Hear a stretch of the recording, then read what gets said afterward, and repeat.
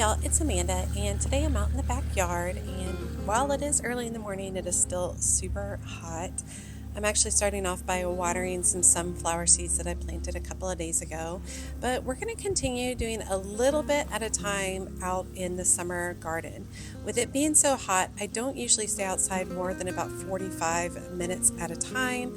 And that's pretty much all I can do with this kind of heat. Now, we're going to start over here on this raised bed. This has all of my snapdragons that I grew from seed. It is too hot for snapdragons to be blooming.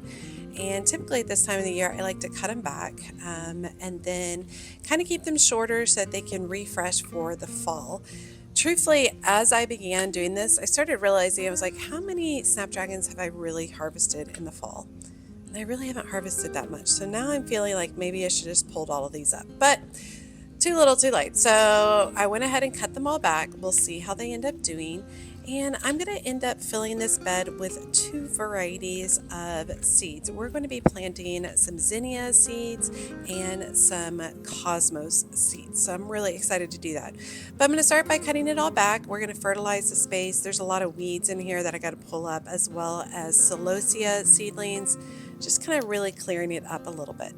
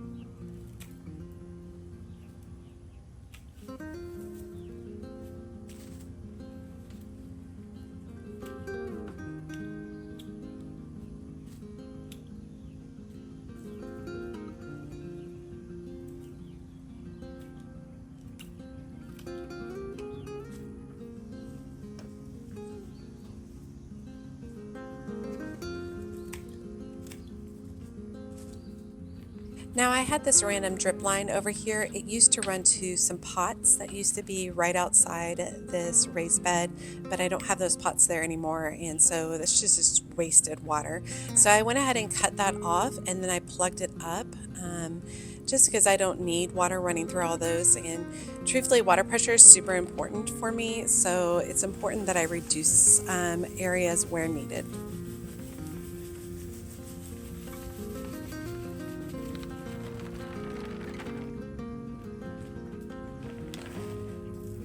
Now, I had a bag that was open with some worm castings in it, and then I also tossed in some plant tone just to resuscitate the soil a little bit prior to putting the seeds in.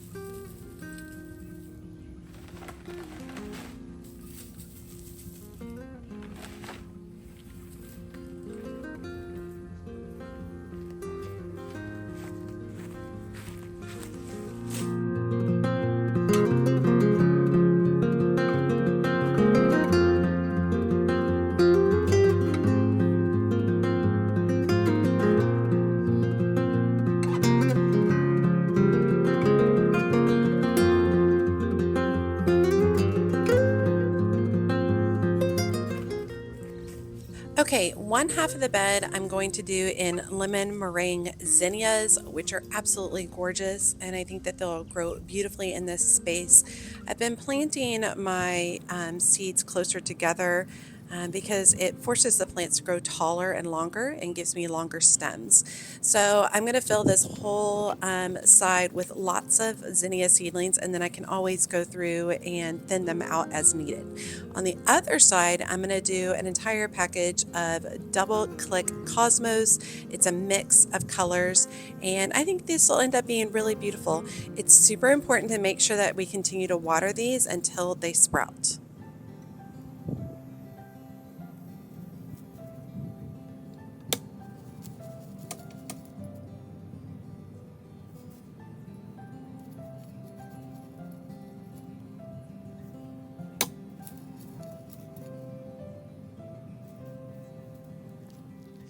Let's grow a zinnia with soft, cheerful color. Lemon meringue produces creamy, pale yellow blooms on sturdy stems that are perfect for cutting.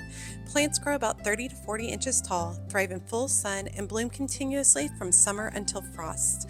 It's a wide variety of pale yellows, whites, and deeper yellow tones.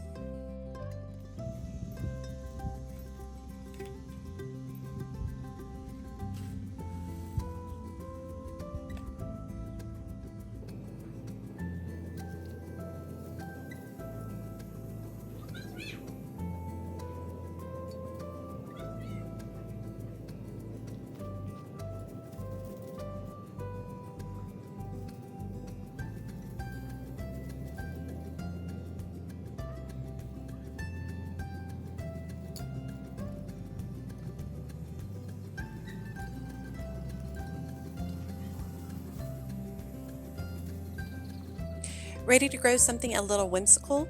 Double Click Cosmos Mix produces fluffy, semi-double and double blooms in shades of pink, white, and rose that resemble tiny peonies. Plants grow 3 to 4 feet tall and thrive in full sun and attract butterflies while blooming all summer long.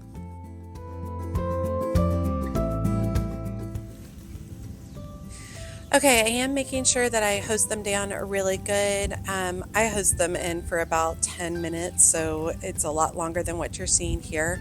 But once again, super important that these not dry out. You don't want these seeds to dry out. They have to remain moist in order to be able to sprout in the space.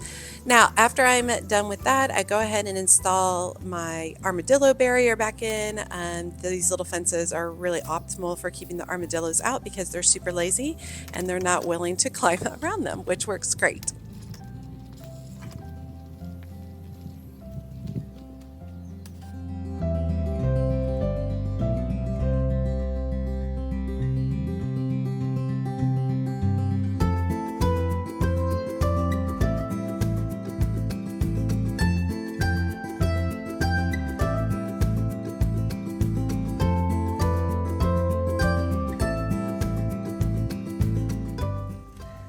Now moving over to this bed, this is my heirloom chrysanthemum bed, and usually at the end of July, end of June, beginning of July, I like to cut everything back by halfway. So this will help create a new flush of blooms that should be ready in November. Um, I used to hope that they would be ready in October, but it just doesn't work. It just doesn't get cool enough. So anyway, cutting these back, I will have these in November for some beautiful fall bouquets.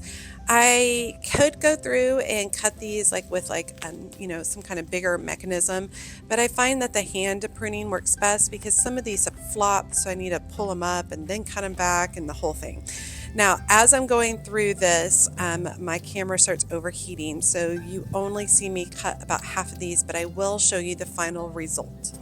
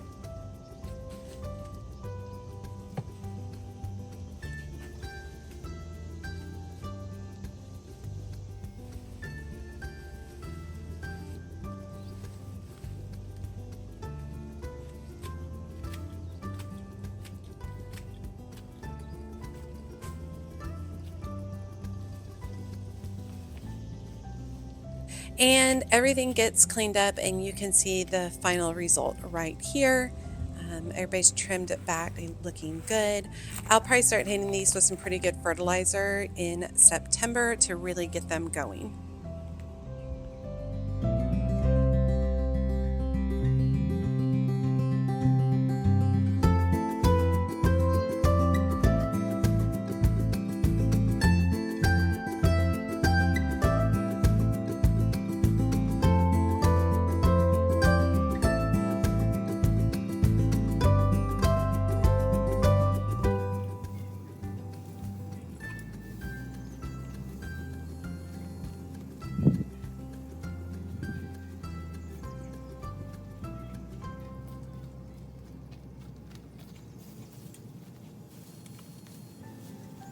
And with the phone overheating, that is it for me for today. I was only outside for about 45 minutes, just cleaning up my mess and making sure I am good to go. But I am happy with the amount of work I got done in such a short amount of time. All right, you all, as always, she's a mad gardener or a decorator or anything else that she wants to be. Thanks, y'all.